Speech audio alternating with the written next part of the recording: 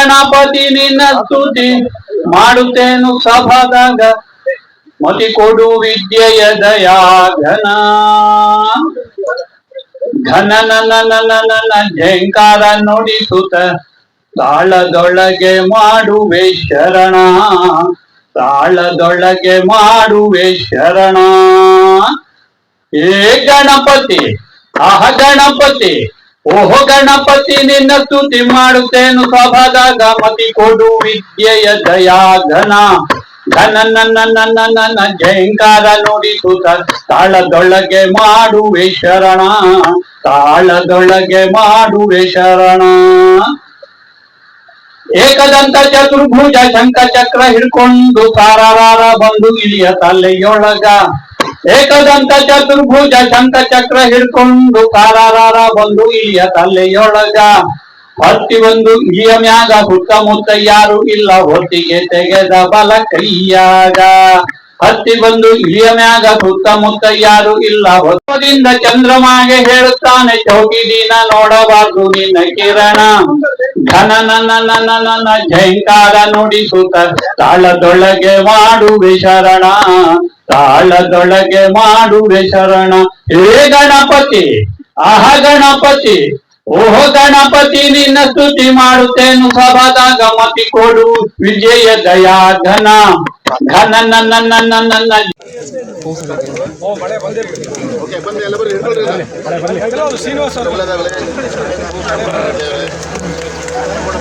ಸ್ವಲ್ಪ ನಿಲ್ಬಿಡೋಣ ಇಲ್ಲ ಸ್ವಲ್ಪ ವಿಡಿಯೋ ಮಾಡ್ಕೊಂಡ್ಬಿಡ್ರಿ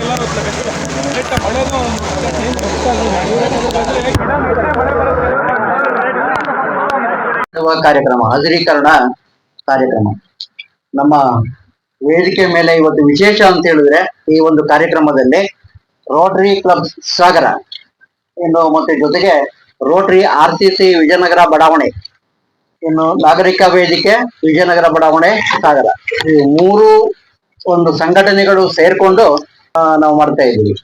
ಈ ಕಾರ್ಯಕ್ರಮ ಈ ಹಿಂದೆನೆ ಮಾಡಬೇಕಾಗಿತ್ತು, ಕಾರಣಾಂತರಗಳಿಂದ ಮತ್ತು ಸ್ವಲ್ಪ ಇದನ್ನು ಉತ್ತಮವಾಗಿ ಮಾಡ್ತಕ್ಕಂಥ ಒಂದು ದೃಷ್ಟಿಯಿಂದ ತಡವಾಗಿದೆ. ಆದ್ರೂ ಕೂಡ ಈ ಗಿಡವನ್ನ ತರ್ತಕ್ಕಂಥ ಒಂದು ನಿಟ್ಟಿನಲ್ಲಿ ಸಾಕಷ್ಟು ಮತ್ತೆ ಕಷ್ಟವನ್ನು ಕೂಡ ನಾವು ಇದು ಮಾಡಿದ್ವಿ. ಅದು ಗಿಡ ಎಲ್ಲ ಖಾಲಿಯಾಗಿತ್ತು ಇಲಾಖೆಯಲ್ಲಿ. ನಾನು ಇವತ್ತಿನ ಕಾರ್ಯಕ್ರಮದ ಉದ್ದೇಶ ಮತ್ತು ನಮ್ಮ ನಾಗರಿಕ ವೇದಿಕೆಯ ಉದ್ದೇಶಗಳನ್ನ ಎರಡು ನಮ್ಮ ಜೀವನದ ಉಸಿರು ಹಸಿರು ಯಾಕೆ ಬೇಕಪ್ಪ ಅಂತ ಹೇಳಿದ್ರೆ, ಪರಿಸರದ ಸಮತೋಲನದಲ್ಲಿ ಜೀವಿಗಳ ಸೃಷ್ಟಿಗೆ, ಜೀವಿಗಳ ಬೆಳವಣಿಗೆಗೆ, ನಮ್ಮೆಲ್ಲರ ದೇಹದ ಬೆಳವಣಿಗೆಗೆ, ನಮ್ಮೆಲ್ಲರ ಆರೋಗ್ಯಕ್ಕೆ, ಜೀವಂತವಾಗಿರ್ಲಿಕ್ಕೆ ಹಸಿರು ಬೇಕೇ ಬೇಕು. ಇವತ್ತು ಏನಾಗಿದೆ ಎಲ್ಲ ಪ್ರಪಂಚದ ಮೇಲೆ, ಭೂಮಿಯ ಮೇಲೆ ಅಂತ ಹೇಳಿದ್ರೆ ಕಾಡಿನ ಪ್ರಮಾಣ ಕಡಿಮೆ ಆಗ್ತಾ ಇದೆ. ಕಾಡಿನ ಪ್ರಮಾಣ ಕಡಿಮೆನೇ ಇದೆ. ಭೂಮಿ ಮೇಲೆ ನೀರು ಹೆಚ್ಚು ಭಾಗ ಇದೆ, 75% ಭಾಗ ನೀರಿದೆ. ಉಳಿದಂತ 30 ಭಾಗದಲ್ಲಿ ಭೂ ಪ್ರದೇಶಗಳಿದಾವೆ. ಅದರಲ್ಲೂ ಕಾಡಿನ ಭಾಗ ವಾಸಿಸ್ತಕ್ಕಂಥ ಭಾಗದಲ್ಲಿ ಕನಿಷ್ಠ ಒಂದು 40ರಿಂದ 50% ಕಾಡು ಇರಬೇಕು. ಆ ರೀತಿಯಲ್ಲಿ ಇಲ್ಲ. ಯಾಕಪ್ಪ ಅಂತ ಹೇಳಿದ್ರೆ ನಮ್ಮ ಭೂಮಿ ಮೇಲೆ ಜನಸಂಖ್ಯೆ ಹೆಚ್ಚಳ ಜಾಸ್ತಿ ಆಗಿರೋದ್ರಿಂದ ನಾವು ನಮ್ಮ ವಾಸಕ್ಕಾಗಿ, ನಗರೀಕರಣಕ್ಕಾಗಿ, ಕೈಗಾರಿಕೆಗಾಗಿ ಹಲವಾರು ನಮ್ಮ ಅವಶ್ಯಕ ಒಂದು ಉದ್ದೇಶಗಳಿಗಾಗಿ ಕಾಡನ್ನ ನಾಶ ಮಾಡ್ತಾ ಇದ್ದೀವಿ. ಆ ಕಾಡು ಇರೋದ್ರಿಂದನೇ ಇವತ್ತು ಏನಾಗಿದೆ ಅಂತ ಹೇಳಿದ್ರೆ ಪರಿಸರ ಸಮತೋಲನದಲ್ಲಿ ಇದೆ. ಇವತ್ತು ನೋಡಿ, ಗಿಡ ನೆಟ್ಟ ತಕ್ಷಣ ಮಳೆ ಬಂತು ಅಂತಕ್ಕಂಥದ್ದನ್ನ ನಾವು ಉತ್ತಮ ಸಂದೇಶ ಅಂತ ಹೇಳಿ ಪರಿಸರಕ್ಕೆ ಹೇಳಿದೀವಿ. ಇರ್ಬೋದು, ಧರ್ಮ, ಜಾತಿ, ಪಕ್ಷ ಯಾವುದನ್ನು ನೋಡಲ್ಲ ನಾವು ಅಭಿವೃದ್ಧಿಗಾಗಿ. ನಾವು ಹಲವಾರು ಸಂಘಟನೆಗಳಲ್ಲಿ ಇಲಾಖೆ ಕರ್ತವ್ಯದಲ್ಲಿದ್ದಾಗ ಕೆಲಸ ಮಾಡಿ ಕೂಡ ಒಂದು ಚಿಕ್ಕ ಪುಟ್ಟ ಸಣ್ಣ ಪುಟ್ಟ ಅನುಭವವನ್ನ ಹೊಂದಿದ್ದೇವೆ. ಮತ್ತೆ ಇಲ್ಲಿ ನಾವು ಬಂದು ನೋಡಿದಾಗ ಇಲ್ಲಿ ಹಲವಾರು ಎಲ್ಲ ಪಕ್ಷದವರು ಮೆಂಬರ್ಗಳು ಸುಮಾರು 3-4 ಜನ ಆಗಿದ್ದಾರೆ. ಇದೆಲ್ಲ ಒಂದು ಡಾಲಾಸ್ ಕಾಲೋನಿ ಅಂತ ಇದ್ರು ಕೂಡ ಏನಾಗಿದೆಯಪ್ಪ ಅಂತ ಹೇಳಿದ್ರೆ, ಇವತ್ತು ಕೆಲವು ಮೂಲಭೂತ ಅವಶ್ಯಕತೆಗಳು ನೋಡ್ರಿ, ಹಲವಾರು ಕಡೆಗೆ ಚರಂಡಿ ಇಲ್ಲ, ಬೀದಿ ದೀಪಗಳ ಸಮಸ್ಯೆ ಇತ್ತು, ಮತ್ತಿನ್ನು ರಸ್ತೆಗಳು ಇನ್ನು ಆಗ್ಬೇಕಾಗಿದೆ. ಆ ನಿಟ್ಟಿನಲ್ಲೆಲ್ಲ ನೋಡಿದಾಗ ಈಗ ಒಂದು 5-6 ವರ್ಷಗಳ ಹಿಂದೆ ಯಾವುದೇ ಒಂದು ರೀತಿಯ ಇಲ್ಲಿ ಮನೆಗಳಲ್ಲಿ ಜನ ಇರ್ತಿದ್ರು ಬಿಟ್ರೆ ಅವ್ರು ಯಾರು ಈ ರೀತಿಯಲ್ಲಿ ಒಂದು ಸೇರ್ಕೊಂಡು ಒಂದು ಕಾರ್ಯಕ್ರಮ ಮಾಡೋದು ಎಲ್ಲ ಕೆಲವು ನಮ್ಮ ನಾಗರಿಕ ವೇದಿಕೆ ತುಂಬಾ ವರ್ಷಗಳಿಂದನೂ ಇದೆ. ನಾವು ಅವಾಗಲೇ ಏನ್ ಮಾಡ್ತಿದ್ವಿ, ನಾನು ಇದ್ದೆ ಆ ವೇದಿಕೆಯಲ್ಲಿ. ಅವಾಗ ಕೆಲವು ಸಾಂಸ್ಕೃತಿಕ ಕಾರ್ಯಕ್ರಮಗಳನ್ನ ಹೆಚ್ಚು ಮಾಡ್ತಿದ್ದೀವಿ ಬಿಟ್ರೆ ಈ ತರದ ಸಮುದಾಯ ದಳ ಸಮೃದ್ಧಿ ಅಂತ ಹೆಸರಿಟ್ಟಿದ್ದಾರೆ. ರೋಟರಿ ಕ್ಲಬ್ ಸಾಗರದಲ್ಲಿ ಮೊದಲನೆಯ ಸಮುದಾಯ ದಳ ವಿಜಯನಗರ ಬಡಾವಣೆಯ ಅಡಿಯಲ್ಲಿ ನಾವು ಬರ್ತೀವಿ ಅಂತ ನನ್ನ ನಂಬಿಕೆ. ಕಾರ್ಯದರ್ಶಿಗಳು ಭೂದೇಶ್ ಅವರು, ನಾವು ರವಿ ಅವರು ಎಲ್ಲರೂ ಸೇರಿ ಪಕ್ಷೇತರವಾಗಿ ಕೈಲಾದಷ್ಟು ಸಹಾಯವನ್ನ ನಾವು ನಿಮ್ಮ ರೋಟರಿ ಕ್ಲಬ್ಗೆ ನೀಡ್ತೀವಿ.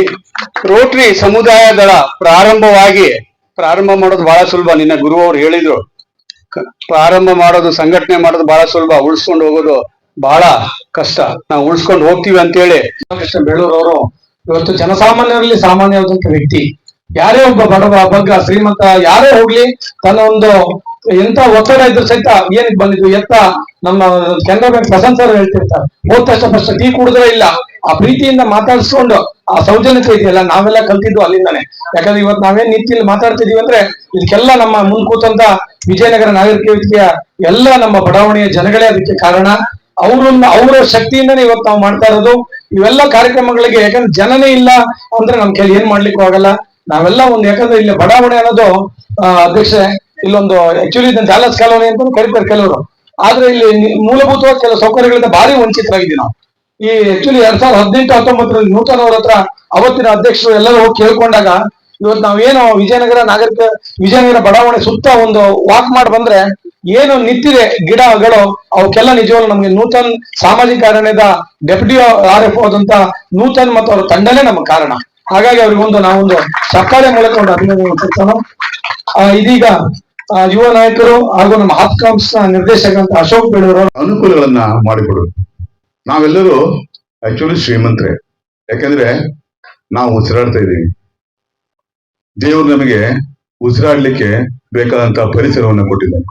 ಇವತ್ತು ನೆಟ್ಟಂತ ಒಂದು ಗಿಡ, ಅದು ಮರವಾಗ್ಬೋದು, ಮುಂದೆ ಅದು ಮುಂದಿನ ಜನರೇಷನ್ ಏನ್ ಬೇಕು ಅದನ್ನ ಕೊಡ್ಬೋದು. ಆದ್ರೆ ಗಿಡ ನೆಡುವ ಉದ್ದೇಶ ಏನು ಅಂತ, ಒಂದು ಗಿಡ ನೆಡುವುದರಿಂದ ನೀವು ನಿಮ್ಮ ಜೀವನದ ಏನು ಇನ್ವೆಸ್ಟ್ಮೆಂಟ್ ಮಾಡ್ತೀರಿ, ಒಂದು ಲೈಫ್ ಅನ್ನೋದು ಅದನ್ನ ನಾವು ಉಸಿರಾಡ್ತಿದ್ದೀವಿ. ಪ್ರತಿ ಒಂದು ಸೆಕೆಂಡ್ಗೆ ಈಗ ನಮ್ಮ ಫಾರೆಸ್ಟ್ ಡಿಪಾರ್ಟ್ಮೆಂಟ್ ಅಲ್ಲಿ DFO ಇದ್ದಾರೆ, ಅವ್ರಿಗೆ ಗೊತ್ತಿದೆ ಒಂದು ಸೆಕೆಂಡಿಗೆ ಮನುಷ್ಯನಿಗೆ ಉಸಿರಾಡ್ಲಿಕ್ಕೆ ಆಕ್ಸಿಜನ್ ಎಷ್ಟು ಬೇಕು ಅಂತ.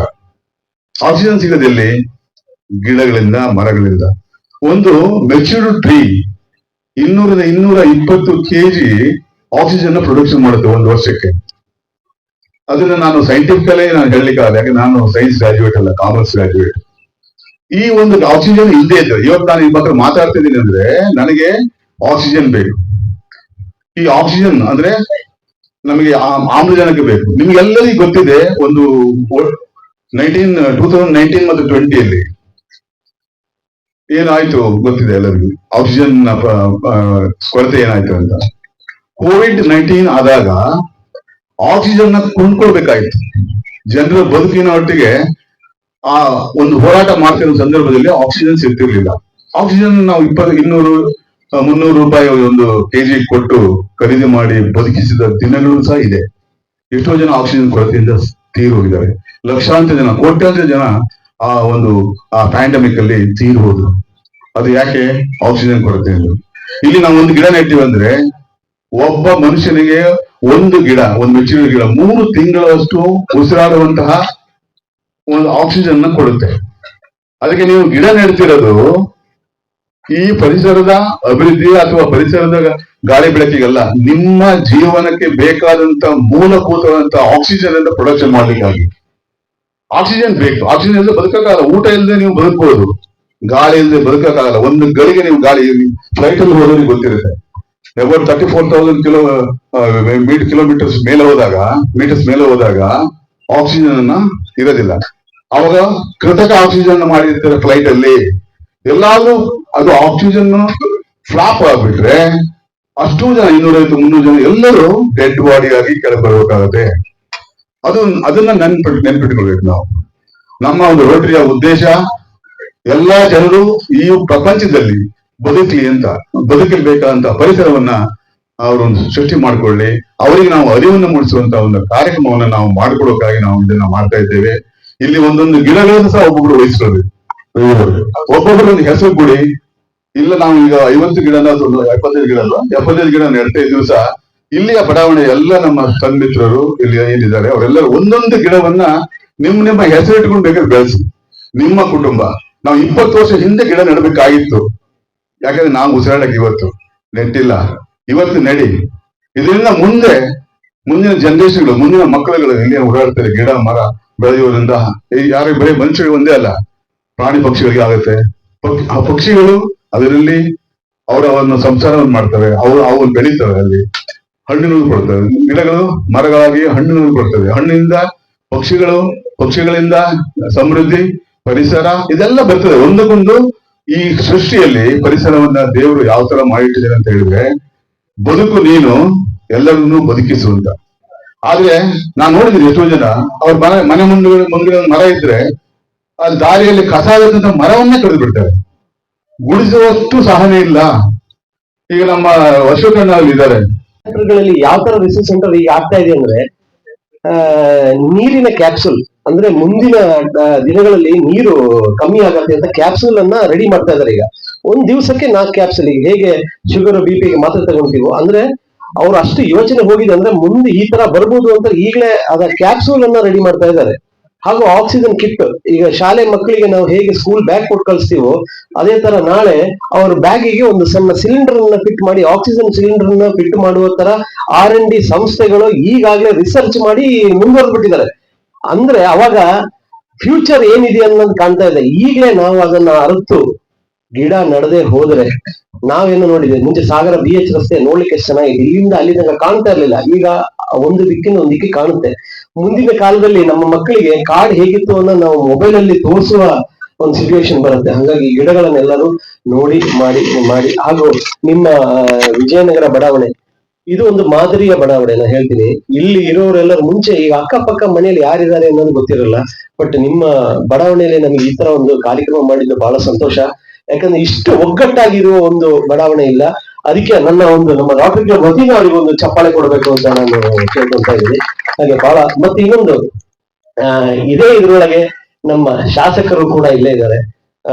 ಅವರು ಇವತ್ತು ಅಲ್ಪ ಸ್ಥಿತಿಯಲ್ಲಿ ಅವರು ಬರ್ಬೇಕಿತ್ತು. ಅವರು ಶಾಸಕರು ಇಲ್ದೆ ಹೋಗ್ಲಿ, ಅವರಿಗೆ ಒಂದು ಜವಾಬ್ದಾರಿ ಅಥವಾ ಅವ್ರಿಗೆ ನಾವು ಒಂದು ವಿಷಯ ತಿಳಿಸಿದ್ರೆ ಅವ್ರು ಯಾವ ಮಟ್ಟಕ್ಕೆ ಅದ್ರಲ್ಲಿ ಇನ್ವಾಲ್ವ್ ಆಗ್ತಾರೆ ಅಂದ್ರೆ, ನಮಗೆ ಏನು ಕೆಲಸಗಳೇ ಇರಲ್ಲ. ಅದೇ ನೋಡಿ ಗಿಡ ವ್ಯವಸ್ಥೆ ಮಾಡಿದ್ರು, ಈಗೇನ್ ಅಲ್ಲಿ ಬಂದು ಜೋಡಿಸುವ ಕೆಲಸ ಬಿಟ್ರೆ ಬಾಕಿ ಎಲ್ಲದೂ ಅವರು ವ್ಯವಸ್ಥಿತವಾಗಿ ಮಾಡಿದ್ದಾರೆ. ನಾನು ಅಶೋಕ್ ಅವರು ಅದೇ ಮಾತಾಡ್ತಾ ಇದ್ವಿ. ಒಂದು ಗಿಡ ನೆಡುವ ಒಂದು ಕಾರ್ಯಕ್ರಮದಲ್ಲಿ ಕೊನೆಯ ಹಂತದಲ್ಲಿ ನಾನ್ ಜಾಯ್ನ್ ಆದೆ, ನಮ್ಮ ಶ್ರೀನಿವಾಸ ಕೂಡ ಬಹಳ ಖುಷಿ ಇದೆ. ಯಾಕಂತ ಹೇಳಿದ್ರೆ ಗಿಡ ನೆಡುವ ಕಾರ್ಯಕ್ರಮ ಎಲ್ಲಾ ಕಡೆನೂ ಆಗ್ತವೆ, ಆದ್ರೆ ಹೇಗಿರುತ್ತೆ ಅಂತ ಹೇಳಿದ್ರೆ ಅದು ಕಾಟಾಚಾರಕ್ಕಿರುತ್ತೆ. ಆದ್ರೆ ಇವತ್ತಿನ ಒಂದು ವಾತಾವರಣ ನೋಡಿದ್ರೆ ಅದನ್ನ ಬೆಳೆಸುವಂತ ಸಂಪೂರ್ಣ ಹೊಣೆಯನ್ನ ನಿಮ್ಮ ಒಂದು ವಿಜಯನಗರ ಬಡಾವಣೆ ಮಾಡ್ಕೊಂಡಿದ್ದು ಬಹಳ ಖುಷಿ ಇದೆ. ಗಿಡ ಹೆಂಗೆ ಅಂತ ಹೇಳಿದ್ರೆ ನಾವು ಏನು ಗಿಡ ಬೆಳೆಸ್ತೀವಿ ನಾಳೆ ನಮಗೆ ಅದು ನೆರಳಾಗಿರುತ್ತೆ. ನಾವು ಈಗ ನೋಡಿದ್ರೆ ಇನ್ನು ಸಾಗರದಲ್ಲಿ ನೀವೆಲ್ಲ ಮುಂಚೆ ರಸ್ತೆ ಪಕ್ಕದಲ್ಲಿ ಎಲ್ಲ ಕಡೆ ನೋಡಿದ್ವಿ ನಾವು ಗಿಡಗಳು, ದೊಡ್ಡ ದೊಡ್ಡ ಮಾವಿನ ಮರಗಳಿದ್ವು. ಆ ಮಾವಿನ ಹಣ್ಣಿನ ರುಚಿಗಳು ಈಗ ನಾವು ಅಂಗಡಿಯಲ್ಲಿ ತಂದು ತಿನ್ನುವಂತ ಹಣ್ಣಿನ ರುಚಿಗಳು ಬಹಳ ವ್ಯತ್ಯಾಸ ಇದೆ. ಆದ್ರೆ ಅಂತ ಮರಗಳು ನಮ್ಗೆ ಬಹಳ ಅಪರೂಪ, ಈಗ ಸಿಗಲ್ಲ ಬಿಡಿ. ಆದ್ರೆ ನಾವು ಈಗ ಏನ್ ಬೆಳೆಸ್ತಾ ಇದ್ದೀವಲ್ಲ ಗಿಡಗಳನ್ನ, ಹಣ್ಣಿನ ಗಿಡ ಆಗಿರ್ಬೋದು ಅಥವಾ ಬೇರೆ ಬೇರೆ ಜಾತಿ ಗಿಡ, ಅದು ನಮಗೆ ಆರೋಗ್ಯಕ್ಕೆ ಒಳ್ಳೇದು. ಅಥವಾ ನಾವು ಈಗ ಪ್ರಾಣಿ ಪಕ್ಷಿಗಳಿಗೆ ಅತಿ ಹೆಚ್ಚು, ನಮಗೆ ಮನುಷ್ಯ ನಾವೆಲ್ಲರೂ ಏನೋ ಬದುಕ್ಬಿಡ್ತೀವಿ, ಆದ್ರೆ ಪ್ರಾಣಿ ಪಕ್ಷಿಗಳಿಗೆ ಬಹಳ ಅದು ನೆರಳಾಗುತ್ತೆ. ಮತ್ತೆ ಹಣ್ಣು ಕೂಡ ನಾನು ನೋಡಿದೆ, ಹಣ್ಣಿನ ಗಿಡಗಳು ಕೂಡ ನೀವೆಲ್ಲ ತಂದು ತೆಗೆದು ಬಹಳ ಖುಷಿ ಇದೆ. ಯಾಕಂತ ಹೇಳಿದ್ರೆ ನಾವು ತಿನ್ಲಿಕ್ಕೆ ಆಗ್ಲಿಲ್ಲ ಅಂದ್ರೂ ಕೂಡ ಒಂದು ಪ್ರಾಣಿ ಪಕ್ಷಿಗಳು ಅದನ್ನ ಸದುಪಯೋಗ ಬಳಸುವಂತವೆ. ಅವುಗಳಿಗೆ ಎಲ್ಲೂ ಒಂದು ಆಹಾರ ಸಿಗದೇ ಇರುವಂತ ಒಂದು ವಾತಾವರಣ ನಿರ್ಮಾಣ ಆಗಿದೆ. ಹಾಗಾಗಿ ಬಹಳ ಖುಷಿ ಇದೆ ನಮ್ಗೆ. ಈ ಒಂದು ವೇದಿಕೆ ಮೇಲೆ ನಮ್ಮ ರವೀಣ ಅವರು ಮತ್ತು ವೇದಿಕೆಯ ನಾಗರಿಕ ವೇದಿಕೆಯಿಂದ ನಮಗೆ ಕೂರಿಸಿದ್ದು ಬಹಳ ಖುಷಿ ಇದೆ. ಒಳ್ಳೇದಾಗ್ಲಿ. ಇನ್ನು ಮಾತ್ರ ಕಾರ್ಯಗಳು ನಿಮ್ಮ ವೇದಿಕೆಯ ಮುಖಾಂತರ ನಡೀಲಿ. ನೀವು ಹೇಳಿದಂಗೆ ರಸ್ತೆ ಡಾಲರ್ಸ್ ಕಾಲೋನಿ, ಮುಂದಿನ ದಿನಗಳಲ್ಲಿ ಇದು ಡಾಲರ್ಸ್ ಕಾಲೋನಿ ಹೆಸರಿದೆ, ಆ ರೀತಿಯಲ್ಲಿ ಬೆಳೀಲಿ ಅಂತ ನಾನು ಹೇಳ್ತಾ ನನ್ನ 2 ಮಾತು. ನಮ್ಮ ನಾಗರಿಕ ವೇದಿಕೆ ಎಲ್ಲಾ ಪದಾಧಿಕಾರಿಗಳು ಗಿಡ ನೆಟ್ಟು ಮುಗಿಯುವವರೆಗೂ ನಮ್ಮ ಜೊತೆಗೆ ಇರಬೇಕು. ದಯವಿಟ್ಟು ನಮ್ಮ ಪದಾಧಿಕಾರಿಗಳಲ್ಲಿ ವಿನಂತಿ, ನಾಗರಿಕ ವೇದಿಕೆಯ ಪದಾಧಿಕಾರಿಗಳಲ್ಲಿ ಎಲ್ಲ ಸಂಪೂರ್ಣವಾಗಿ ನೆಟ್ಟು ಮುಗಿಯುವವರೆಗೂ ನಮ್ಮ ಜೊತೆಯಲ್ಲಿ ಸಹಕರಿಸಬೇಕಾಗಿ ಕಳಕಳಿಯ ಮನವಿ. ಹೀಗೆ ವಿಶೇಷವಾಗಿರ್ತಕ್ಕಂಥ ಕ್ರಿಯಾ ಯೋಜನೆಯನ್ನು ನಿರಂತರವಾಗಿ ನಮ್ಮ ಬೆಂಬಲವನ್ನ ಕೊಡಿ ಅಂತಕ್ಕಂಥ ಒಂದು ಮನವಿಯನ್ನು ಕೂಡ ನಾನು ವೇದಿಕೆಯ ವತಿಯಿಂದ ತಮ್ಮಲ್ಲಿ